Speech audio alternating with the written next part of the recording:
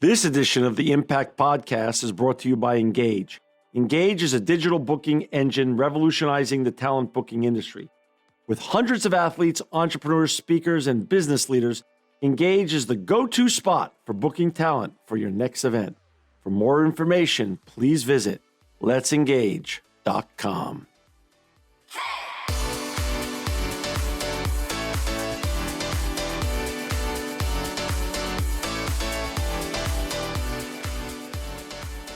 Welcome to another edition of the Impact Podcast. I'm John Shegerian, and we're so honored to have with us today Mallory Brown. Mallory is a humanitarian filmmaker and the founder of Walk a Mile. Welcome to the Impact Podcast, Mallory.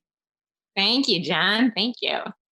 Now, because we're still living through this COVID-19 tragic period, I am in Fresno. You're in the beautiful Motor City of Detroit or Michigan. I know you're in Michigan today, but you live in Detroit typically. And but it still seems like we're together and we're going to share your message, your great message with our viewers and our listeners today. So I really am thankful for your time.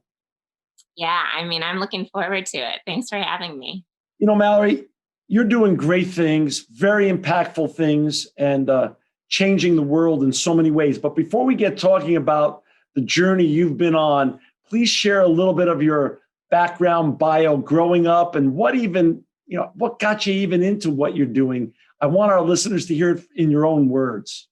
Sure. Yeah. Well, so, I'm an adventure travel girl that I'm kind of like, I call myself a female Indiana Jones. And people often assume I had parents that were in the Peace Corps or some travel writer parents, or, I was raised in this environment, but I was raised in a middle-class family in Detroit, Michigan. I lived in the suburbs. It was, a fairly standard American upbringing.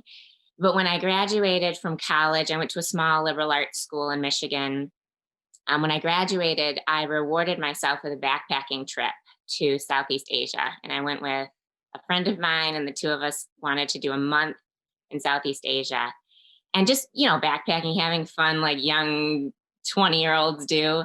And that was my first exposure to a culture totally different from my own, to seeing what I consider true poverty in the world. And it really was a life-changing moment for me. It just opened my eyes up to how much is out there, how much I've never experienced, how much I don't know about the rest of the world.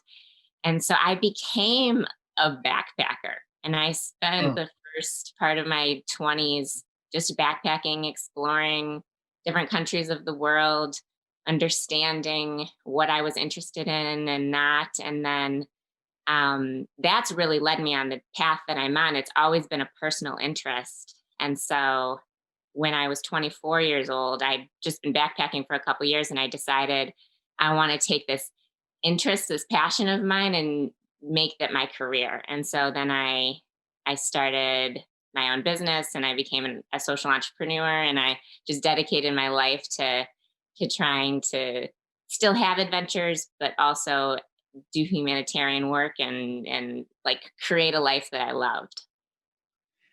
So you have a Walk a Mile project. Explain the kickoff of Walk a Mile, which is a global marathon for women's empowerment. Explain how that evolved, how you even, what was the genesis or aha moment coming up with Walk a Mile, and when did you kick that off?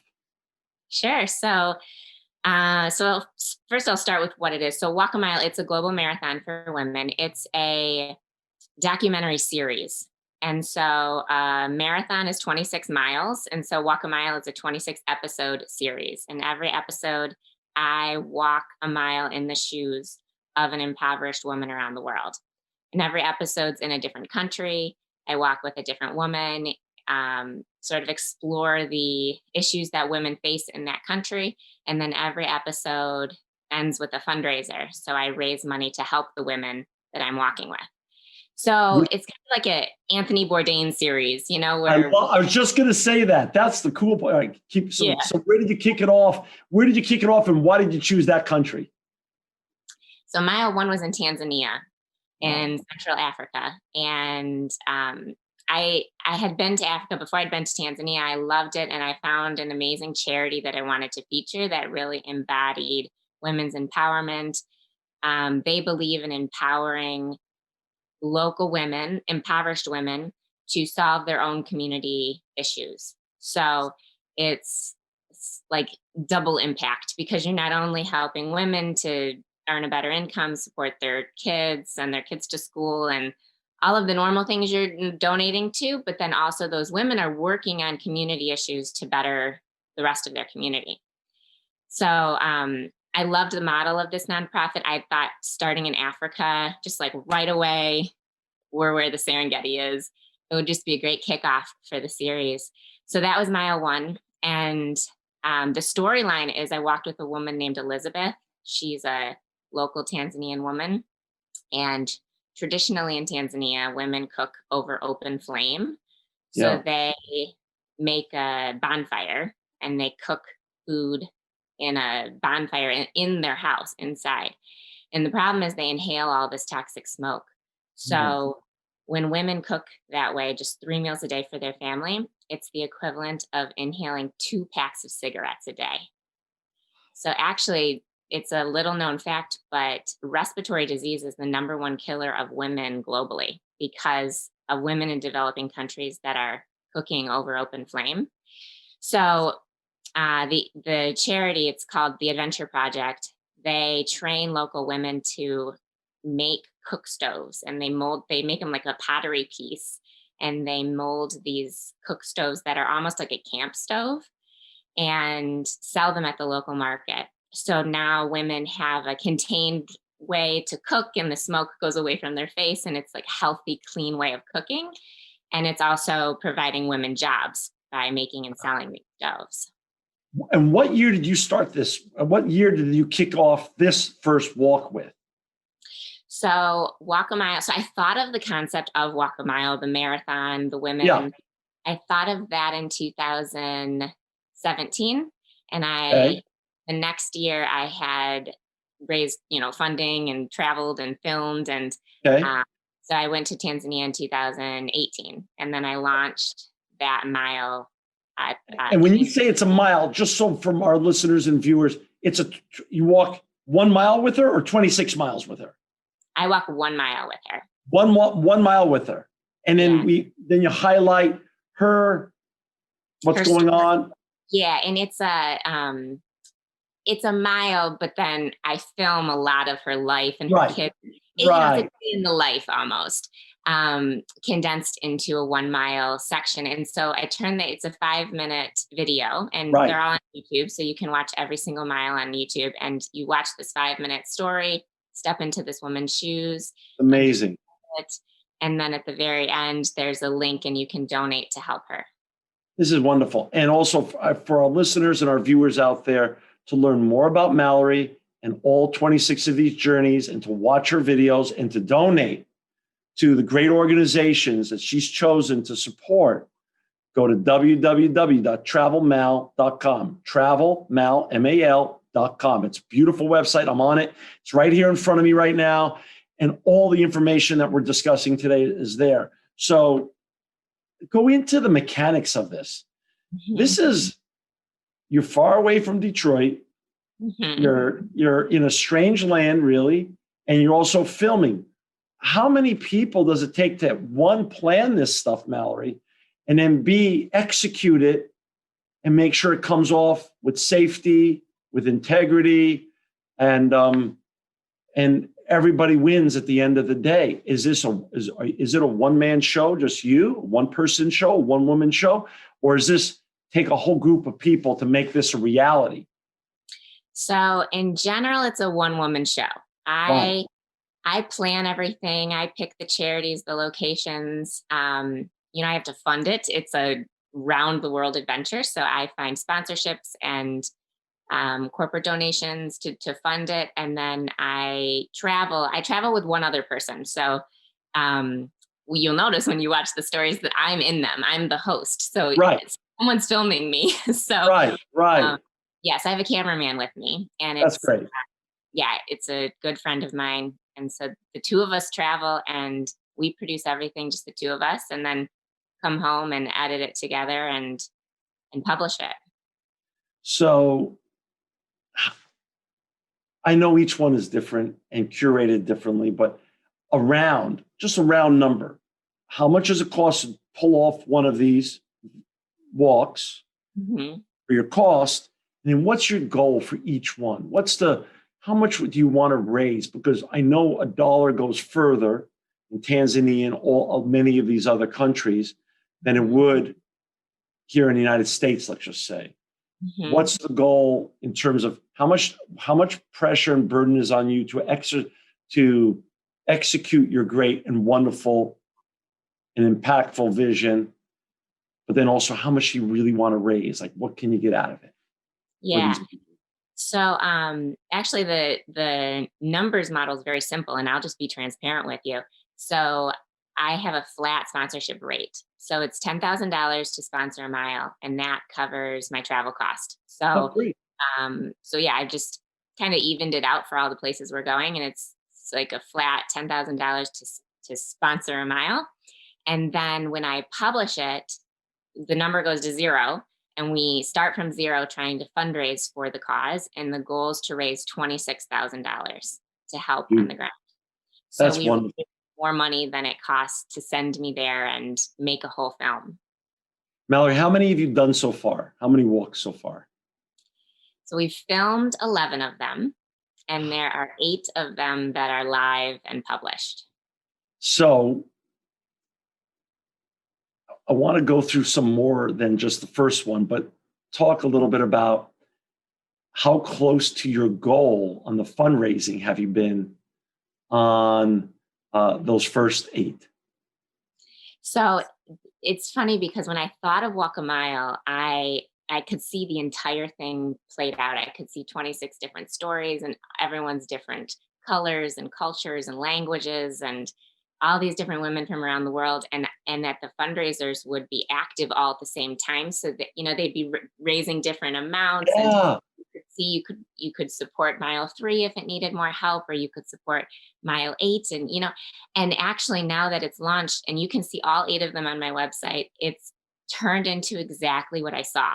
And it makes me so excited to see your actual vision come to fruition. But um the numbers have been incredible. So the mile 3 has actually raised the most. It was in Guatemala. It was a great story about a restaurant and a bunch of indigenous women that started a restaurant, and it's raised $29,000. And it's been fun to see how different different miles take on a different feel. Some of them um, tug at people's heartstrings a different way. And actually, the most recent one we launched, mile 8, which the story was in Sri Lanka, we got a corporate matching donor. So there's a great company called doTERRA. They're an essential oils company, Yeah. and they support women around the world. And so they said, for every dollar you raise, we'll match it and double the amount you've raised. So it's, as I publish more and more, it's gaining momentum, and every mile kind of builds off of the previous one and grows and grows. So the more of the following, for lack of better term, social media term, the more of a tribe that you build, the easier it is to hit your fundraising goals at the end of it. Oh, absolutely. And people that, they heard about so mile 7 was in India. And so, and people tend to, if they have a personal connection to a place, they tend to give. So it kind of attracted a lot of Indian Americans, or um, people that like to support India. But they discovered that story and donated to that story. But then they'll start to watch all the previous ones, So then they watch mile 6, which was in Panama. And so it kind of exposes people to cultures that they never really knew about. And I can see all the donations coming in. So it's fun when you see someone actually work their way through watching episode by episode and donating a little bit at each time. And the beautiful part about it is that, and this is really the core of why I do what I do, but I know that people, like everyday people, really want to make a difference in the world, and they really want to help. Most people don't know what to do or where to give. and they feel like, what if they can't give a lot, if we're not a millionaire, if I can't donate a ton of money, I'm not really going to make a difference. And I've always been striving to create pinpoints where people can insert their little bit of help directly on the ground, and they know exactly who they're helping. So even if you give $10, 100% of the money I raise goes directly on the ground, and you can see the woman on the ground that's going to receive this money. And $10, $20, I mean, the average donation I get is like $47. So they're not, it's, you don't need to be wealthy to do this. You can just give a little bit, and it adds up to be $30,000 that's going to change someone's life. For our listeners and our viewers that have just joined us, we're honored and excited to have Mallory Brown with us today. She's a humanitarian filmmaker, founder of Walk a Mile. We're learning about the different miles that she's been on already. Filmed 11, posted 8. Mallory, and to find Mallory, go to www.travelmal.com. Travelmal.com. It's real simple. It's a beautiful website. All the information on the videos and how to fund and how to support her future adventures is all there. Finding the sponsor, the $10,000 up front. You know, Jim Collins in Good to Great talks about the flywheel effect. Now that you're 11 into it, 8 are up, I can imagine finding the first 10,000 was much more difficult than it's going to be to find the 12th 10,000, or am I missing something in between here? No, you're accurate. So Walk a Mile is not my first campaign. I've done ones in the past. And so I would argue that my actual first sponsors, like way back when I was 24 years old and I was doing my first ever travel fundraiser, that was hard. That was to try to get someone to trust you. And actually now a lot of my sponsors, my corporate donors, are people that have watched me work for the past 6 years, and they know the quality of work I do, how dedicated I am to this, that this is a lifelong commitment for me. How you could the videos are beautiful. I think I have a talent in filmmaking, but there are also a lot of really talented filmmakers. I think my actual true skill is finding the cause and finding the women and finding these incredible stories and having people open up to me on the ground and let me into their homes, and I'm physically there. So it's like my eyes and ears that are hearing it and seeing it. And so I have a way of connecting with people, especially people in different cultures and countries, and getting people to trust me with their story. And so my sponsors, they know that about me, and they may have, a lot of them have supported campaigns I've done in the past, and they look to do new things in the future just because it's a unique style and it's a very personal one to me. So yes, I mean, I think that the longer you're at it, the more you've proven yourself. I've now been I'm fully self-employed. This is my full-time job. I've been doing that for 10 years. And I think after 10 years, people take you very seriously. You've proven that this is not just a trial thing. I mean, I'm dedicated.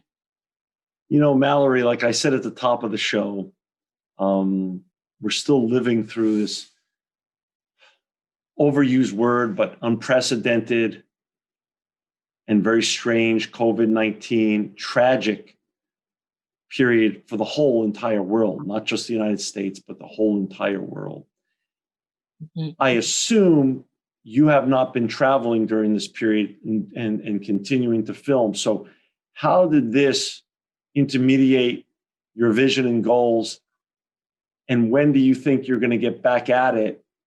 And what are some of your thoughts now that you've had probably some space in between as to not going back to, let's just call it a pre-pandemic new normal, but someone like you, I would assume, has given a lot of thought and reflection on what you've been doing. And you're going to find a way when you get to the other side, when we all get to the other side, as science is winning, to do a new better in your in the execution of your original vision and goals. Right.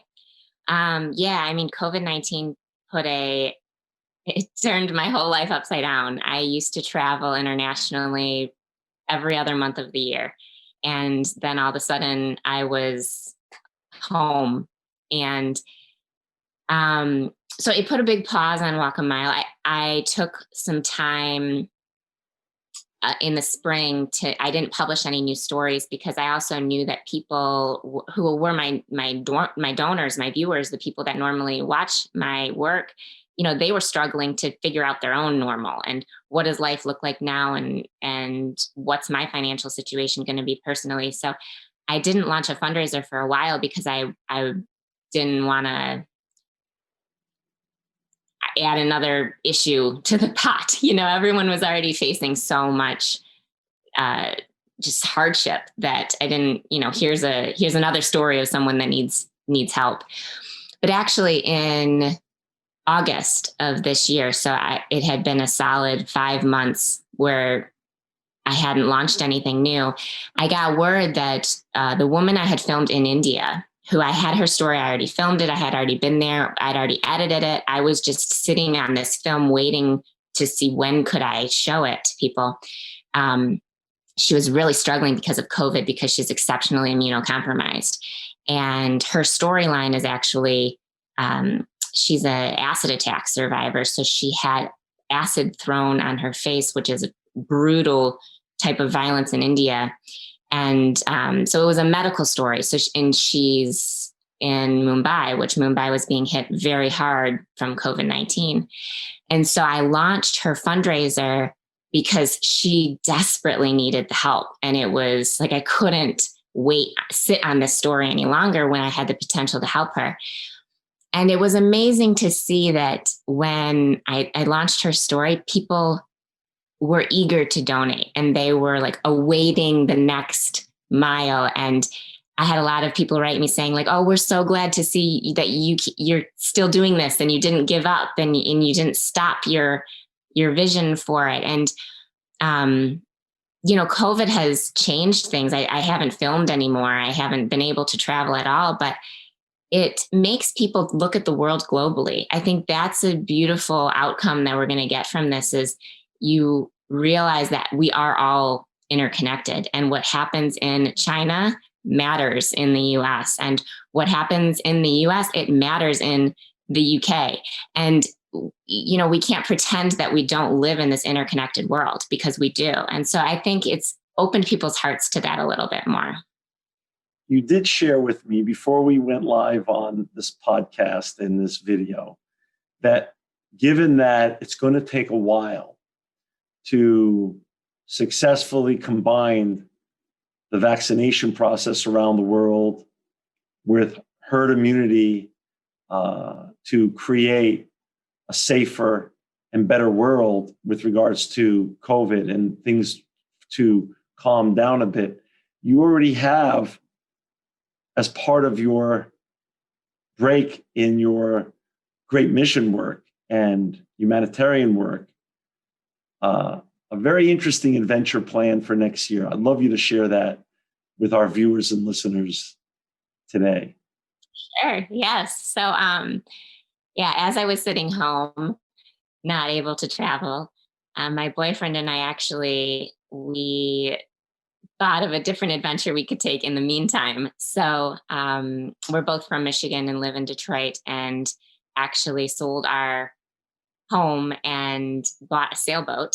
And we're going to spend next year sailing around the Caribbean. So we decided to go on an international adventure together. And the crazy part is that neither of us are sailors. So we wanted to learn something new and learn a new skill and be out there in the open sea and just have that freedom. And so we bought a 46-foot Beneteau sailboat, and we are setting sail on January 6th. We're heading to the Bahamas. Wow. And will you be connected still and be able to communicate with all of us here on dry land, or are you going to be taking a electronic sabbatical, as some people call it? A little of both. So we won't have internet when we're actually sailing, when we're out on the water, but um, I'm a marketing brain and I like to brand things. And so we've created a name for the adventure, and it's if you want to follow, it's called Sailing Xenos, Zenos, which is the name of our boat. And we have Instagram and Facebook, and we're going to post videos and stories and updates. And actually, so Xenos, we named the boat Xenos because it's short for the word Xenocine, which is the feeling that time moves faster as you get older. And so we named the boat as a way to kind of like savor the moment and not let time pass you by. And as we're both getting older in life, it's kind of our attempt to slow down time for a year and just live in the moment and Xenocide. make the most of Xenocide. Xenocine. Yeah.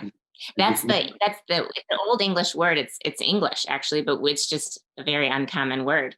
And so we named our boat after it. I've gone 58 years and never heard that word. So now I just learned something new today, Mallory. That's awesome. I love it. I love it. That's Thanks. wonderful. So, and then when you return and Netflix has offered you a huge special about your boat travel, I'm sure by that time. Um, when would you then in 2022, January, February 2022, then kick off the next miles, the 12 mile 12 and beyond? Yes. Yeah.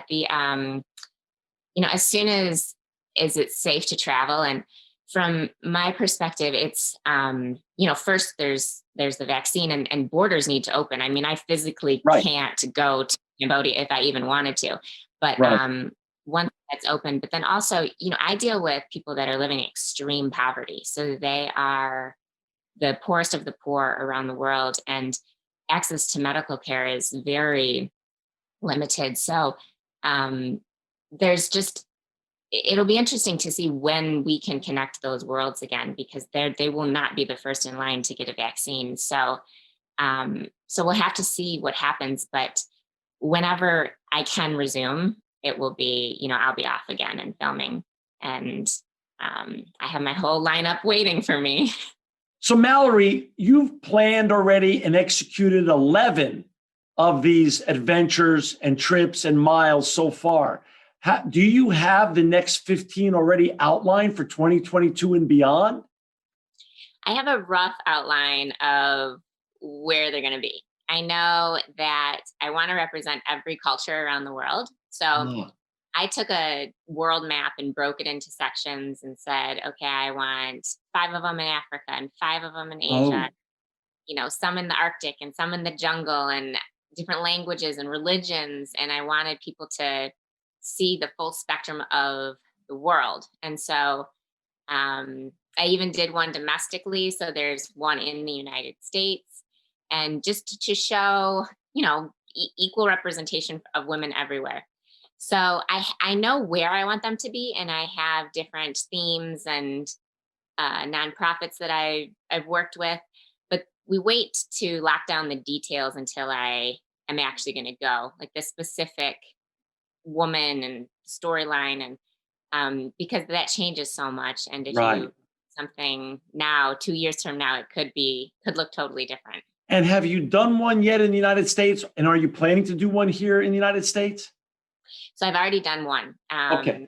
I did one in Detroit. Actually, I Oh, like to add to my hometown. yeah, you have to. That sounds great. How'd that work out? It was great. It was a story of a woman. Her name's Ebony, Mm. and it's a nonprofit that hires homeless women out of Detroit homeless shelters and then gives them a job. And they're all mothers, so it's all single parents.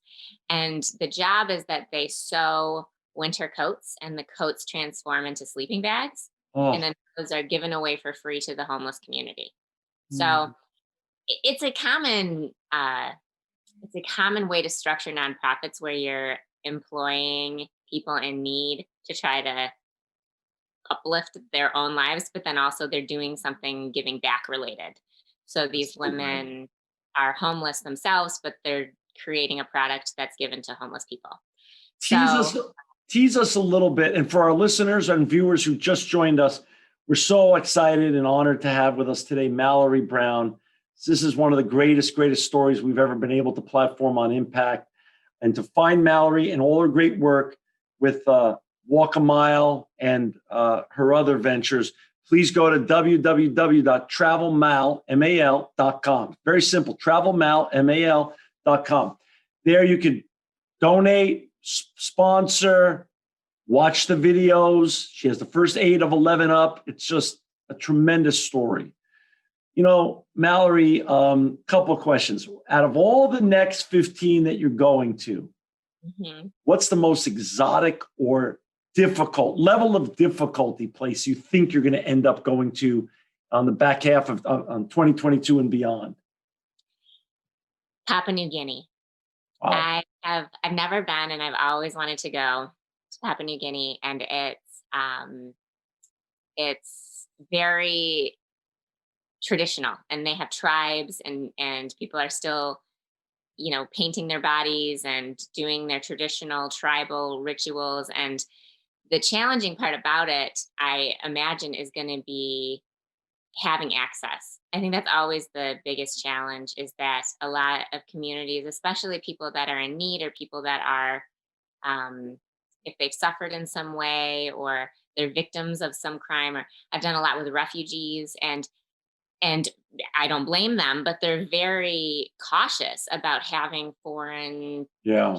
strangers, come into their life and film them. And so, um, so having people trust me and the camera and being authentic in front of a total stranger, that's the hard part. So I think that'll be challenging in Papua New Guinea.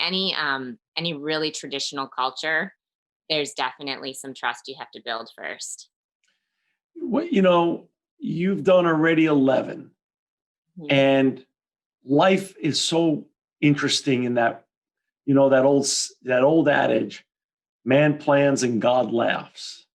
Mhm. Which of those first 11 that you filmed, but I know the 8 are up, which of those 8 have gotten the most views? And is that shocking to you? And which one has raised the most money? And is that also similarly, what did you learn from which one has raised the most capital so far?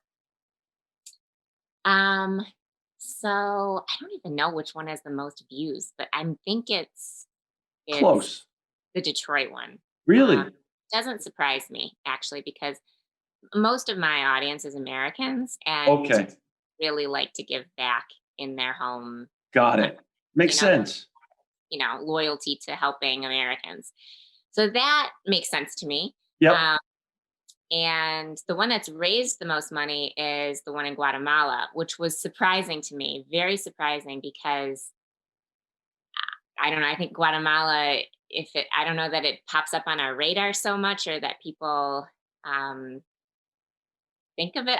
I don't know, but it was the most successful. And the women themselves there, it's a group of indigenous women that started a restaurant, and they used their only skill, which was making tortillas, and then taught themselves how to cook food that tourists visiting Guatemala might like, and opened up a restaurant.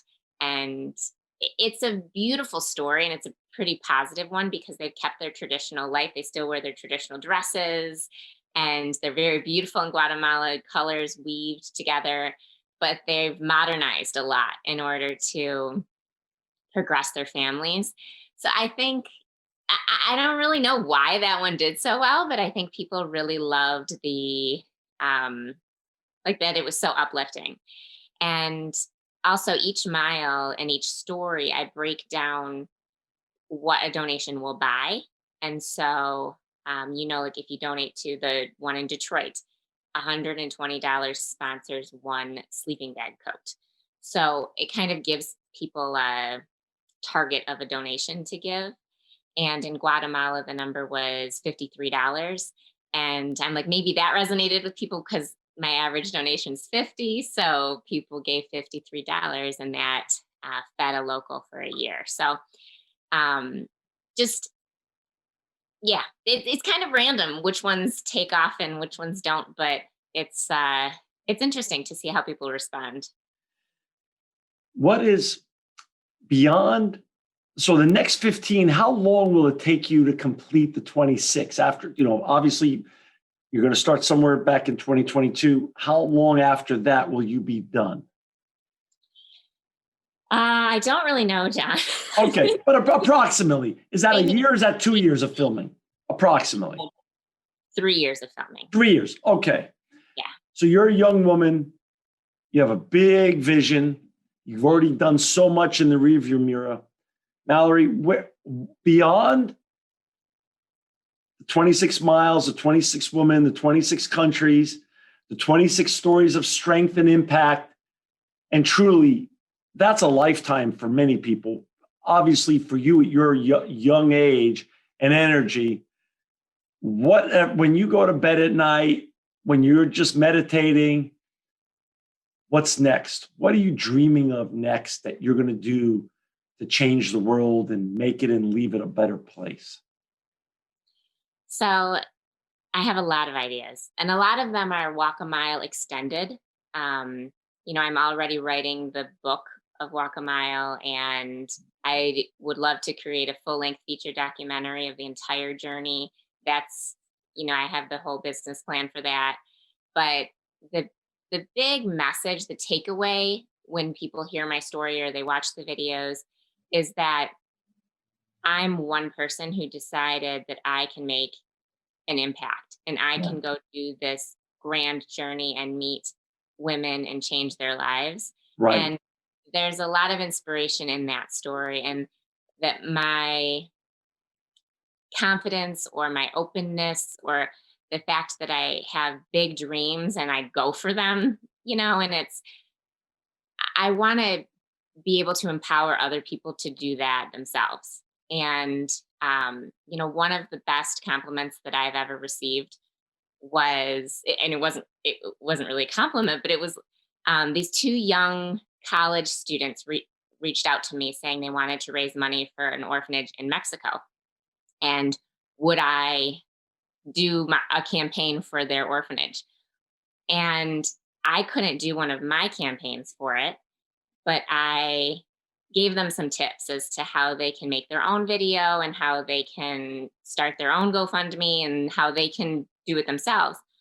And they created a video and they followed my exact model. Like if you watch any of my episodes, it's 5 minutes long, you'll tend to find a pattern. I open them the same way. Right. There's an exact time in, and that's when I ask for donations. There's a way that the music goes. There's a whole, Like you said, you did the Bourdain. You did a Bourdain. There's a flow that you get used to and we get comfortable with, because that makes us all more excited to come back, because there's something, a logicality to it that you've created. right, and a familiarity. You can tell it's Familiarity. Yeah. Better yet. And they followed it to a T. And it was so amazing to me that they like studied my work and recreated it in their own way. And they raised $12,000 for this orphanage. And that's really the legacy that I would want to leave, is to empower other people to go after their own dreams and help other people and be more philanthropic and be more giving and, create their own campaigns. I do this show for the exact reason that you just said. As a mission, I don't take advertising dollars. We have now built a huge audience over 13 years. And it's not only to honor great and important people like you, but it's truly to inspire those behind you to be informed about how one person, because like you said, Mallory, you're just one person, but the ripple effect of change and impact and betterment that you've created in your young life, and you've got a long runway in front of you, is just simply incredible. Who informed you? Who have been two or three great inspirations, whether you know them personally or you followed them in terms of their careers historically, that have inspired you to do this deep and important and actually challenging work that you've undertaken? I have a lot of mentors, and I know some. I have just followed others. There's incredible humanitarians. There's a man named Levison Wood. He's a huge inspiration for me. He walks long lengths. So he walked the length of the Nile, and he walked the length of the Himalayas, and he's an adventurer, but and he writes books about his experience, and they're all about cross-cultural connection. And I look up to him a lot. A lot of documentary filmmakers I look up to. My personal, I guess the people who encouraged me personally, my parents were incredible supporters. They only ever pushed me to go for it. And I was raised to just live big and, not have regrets and dream and explore. And they've been incredible to me. And so they gave me the inner ability to do this. I remember telling my parents, I was 26 years old and I wanted to go spend 4 months in Africa. And my mom was like, okay, I'll drive you to the airport. I mean, they were really, really supportive. And also everyone I've done, business with, my videographer has been with me for 8 years, and he's as committed as I am. So I've just surrounded myself with people that believe in it as well.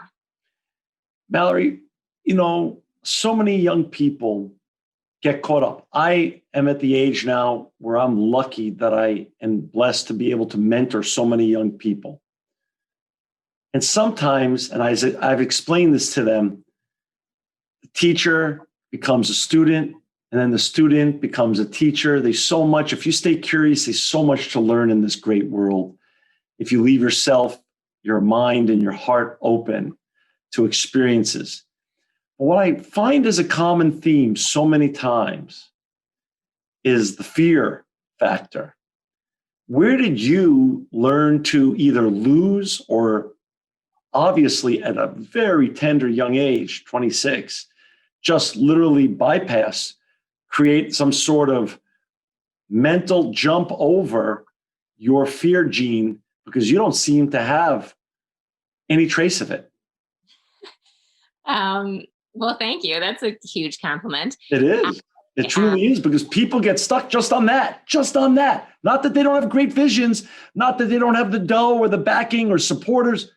Just that factor itself trips up so many people on the way to their goals.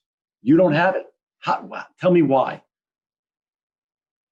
Couple of reasons. So I remember very specific moments. I remember reading an article when I was first deciding whether or not I wanted to start my own business.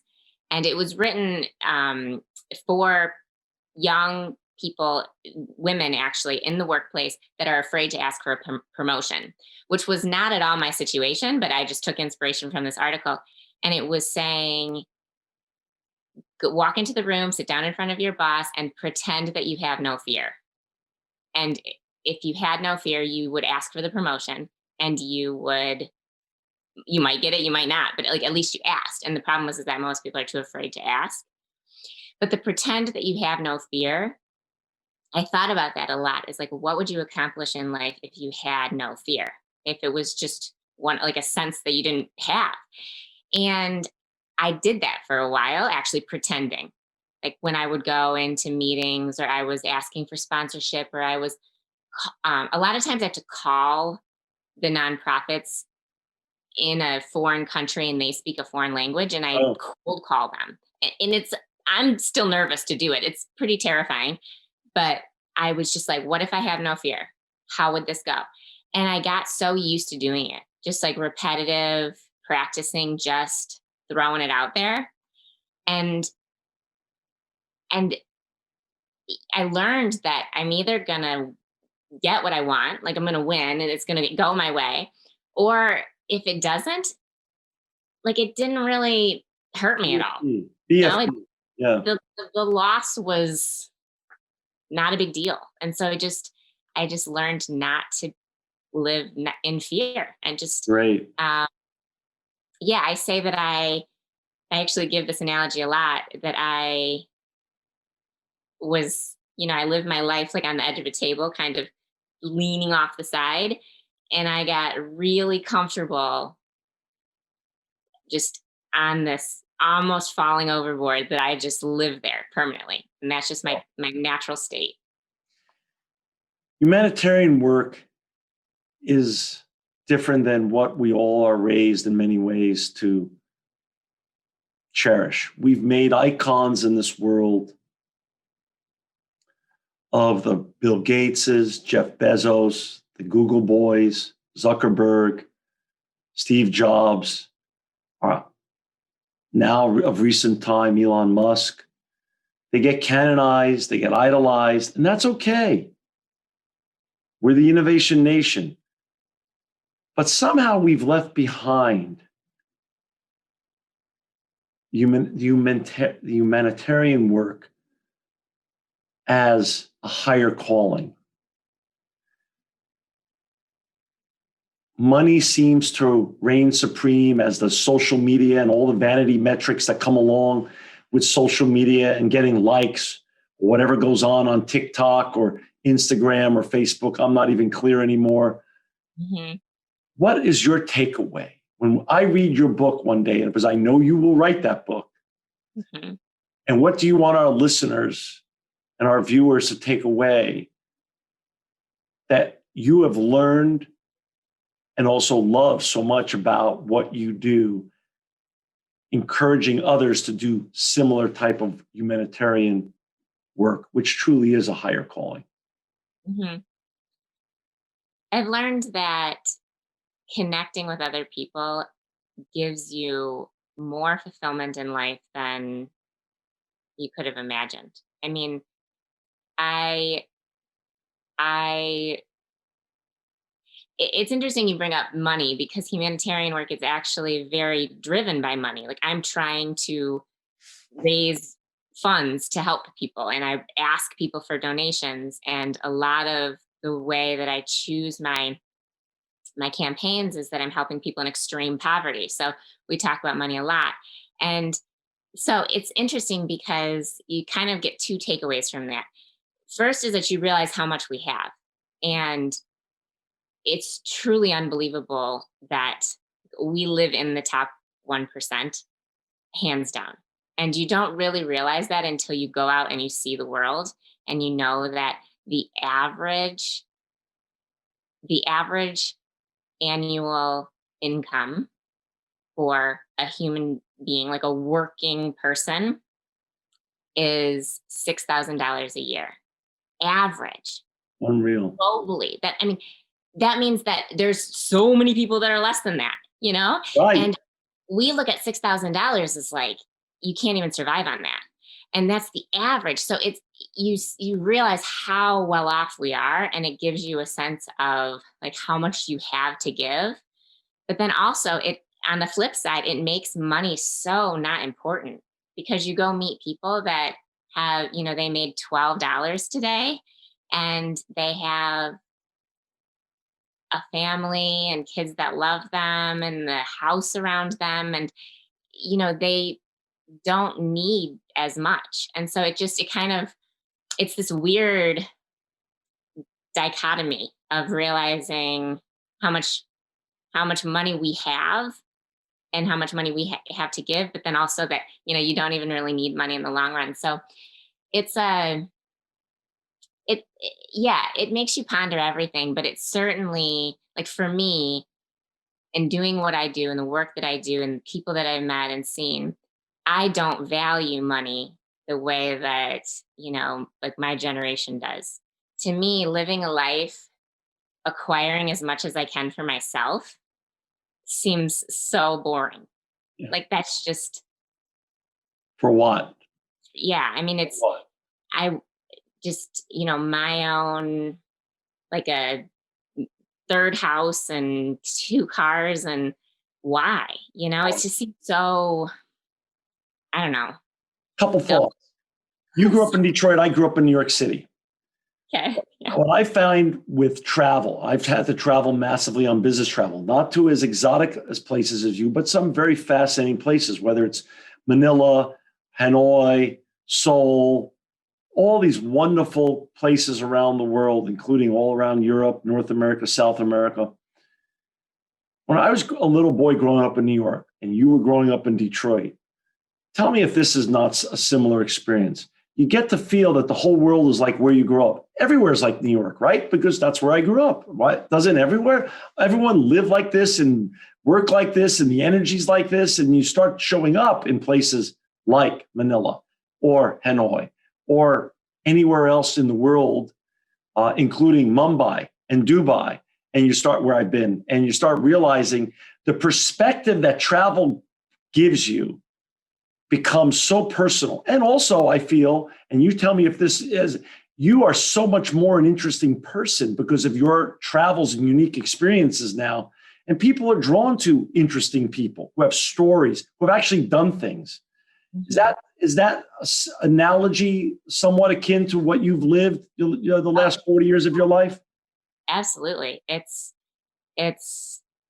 travel has opened up my world and my mind and my perspective completely. And I've seen a lot of the world. I mean, I've been to 52 countries, so I've seen a ton of the Right. world.